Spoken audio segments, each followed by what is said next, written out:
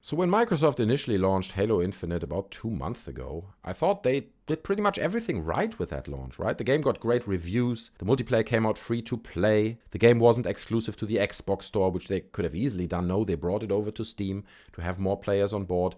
And yet, only 2 months after launch, the game is struggling to retain a healthy player base. If you look at this article on Forbes, it is titled Halo Infinite has fallen outside Xbox top 5 and outside Steam's top 100. So on Xbox, the list looks as followed: Fortnite number 1, Call of Duty Warzone number 2, GTA 5, Apex Legends, Roblox, and then Halo Infinite. So I think the situation on Xbox is less dire, but if you're looking at the Steam charts for Halo Infinite on PC, it looks much more grim. I'm not gonna lie. So you see here, this is the all-time statistic of players, right? So you get 256,500 players on the 1st of November 2021. Obviously, that was the hype wave, right? Everyone wanted to try the game out. It was free to play, so you would expect extremely high numbers. Currently, only 2 months later, we're sitting at 25,000 players. So that is an insane loss of players, and it's reflected down here in these numbers. You see they lost 49% of players, 54% of players, and then 16% in the last 30 days alone. So it's not looking good. And in this video, I kind of want to look behind the scenes a little bit and speculate why that may be the case, because there were these obvious things that people were complaining about. For example, the Battlepass progression system only allowed players to level up or progress very slowly. That was later then overhauled, so players got more rewards as they were playing the games. Players also complained about the mandatory crossplay feature between Xbox and PC, because obviously on PC you not only have mouse and keyboard players, who in many cases just have a slightly higher skill ceiling, so to say, because mouse and keyboard allows for faster movement when compared to a controller, but it also brings cheating problems over to Xbox, right? So if you have cheaters on PC, obviously you don't have them on console, but if you have crossplay, then the Xbox players are going to suffer from the cheaters on PC as well. So people were complaining about that. The game was also missing some classic Halo game types. There was no King of the Hill, no Infection, no Grifball. But all these reasons, which are kind of the ones that peaked loudest from all the complaints about Halo Infinite,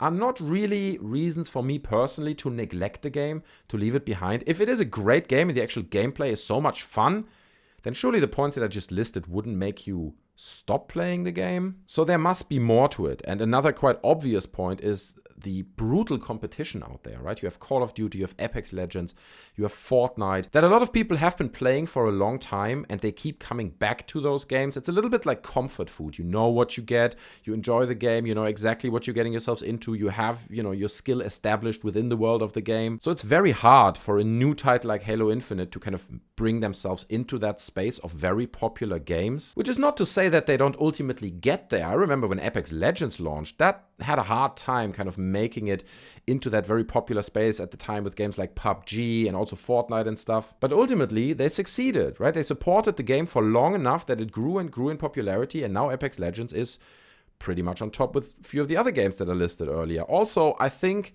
there is a decline in the trend of team-based multiplayer shooters. We see that as well in player numbers for games like Call of Duty, like the multiplayer section, the team deathmatch game types and stuff. These are just way less popular than they were maybe 3, 4, 5 years ago. And there seems to be a trend going on towards like no respawn tactical games, if that makes sense. So on one hand, obviously all the battle royale games, even we can already see like that trend kind of coming down a bit. But for example, games like Valorant or CSGO constantly stay on the top of the list of popular games. So I think maybe Halo just tried a little bit too hard to be nostalgic, in the sense that they were like, look, we have to cater to all these nostalgic fans out there. We have to deliver them the traditional Halo team deathmatch that people know, that people love. And they built the whole multiplayer experience around nearly an outdated model in the interest of nostalgia. And obviously, people like me, I still play Call of Duty multiplayer regularly, and I do enjoy the Halo multiplayer sessions. But I think especially the younger audiences out there, they are looking for something else. And their interest in these types of games has shifted.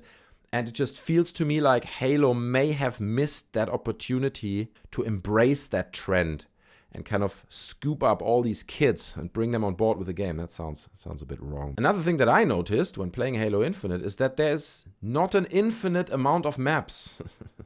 No pun intended. I looked it up and it seems like they have 10 maps overall and they are catering to different game types.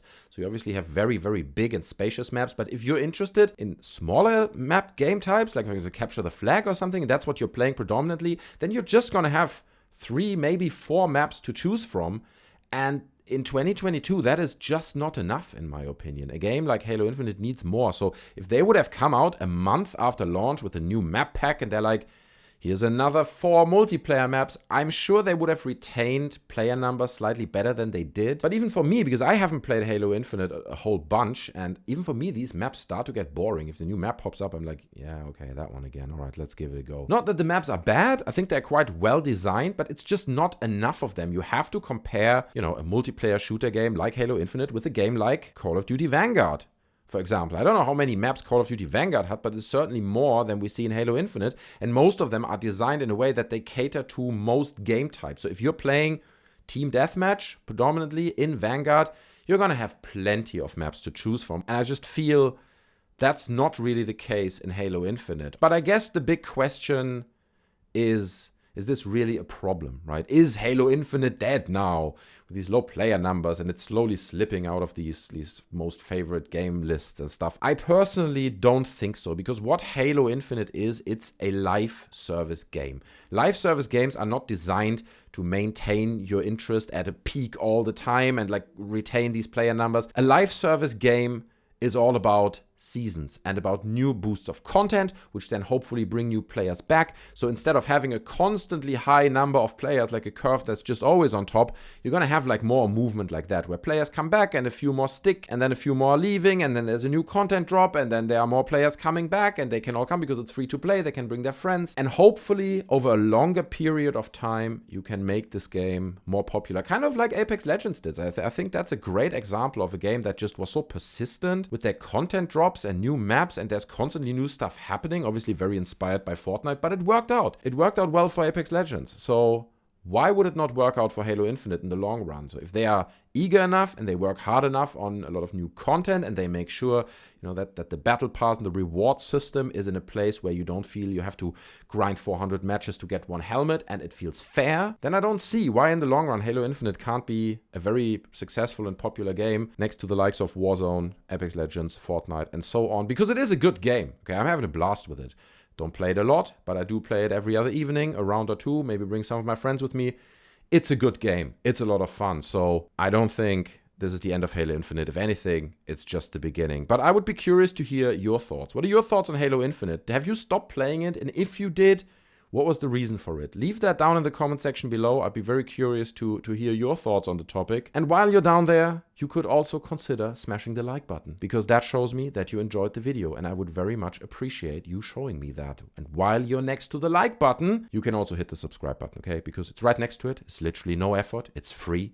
So you subscribe to the channel, hit the little bell, and then you're not going to miss future uploads. So I appreciate your time hanging out. I hope to see you in another video.